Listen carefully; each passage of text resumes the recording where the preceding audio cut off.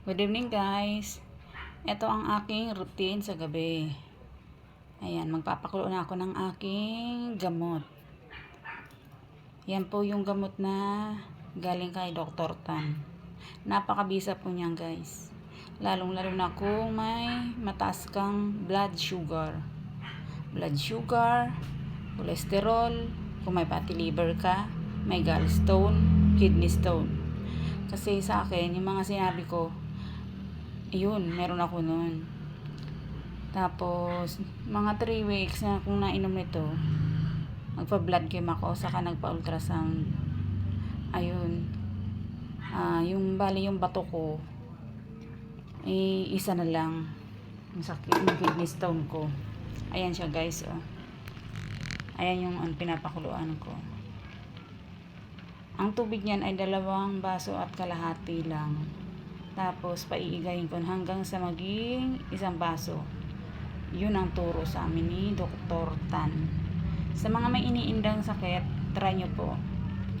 O, baka naman napanood nyo yung kagaya kay Dindo Arroyo. Dindo Arroyo. O nga, Dindo Arroyo yun. Na artista. Diba, nagka-stage 4 na cancer siya, pancreas. Doon lang po siya gumaling. Pinagkikemo po yun ng doktor, hindi po siya nagpakemo. Doon po siya pumunta kay Dr. Tan. Ayun, sa awa ng Diyos, magaling na po. Stage 4 cancer po yun. Sa mga may iniinda po, try nyo po magpagamot doon. Kaso nasa Maynila lang po yun, na Santa Cruz. I-recommend ko po sa inyo, napakagaling na doktor. Yan po ang pinili ko kasi napakabisa po niya.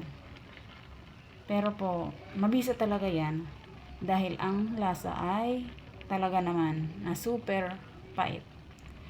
Kaya pag iinom po niya guys, kailangan may laman ng tiyan. Umaga at gabi lang po ang pag-inom niya. So, sa mga may karamdaman dyan, baka makatulong sa inyo. Ayan, punta po kayo kay Dr. Tan o kaya PM nyo lang po ako. Ibibigay ko sa inyo yung address. Thank you po. Thank you for watching my video. Ingat po kayo and God bless.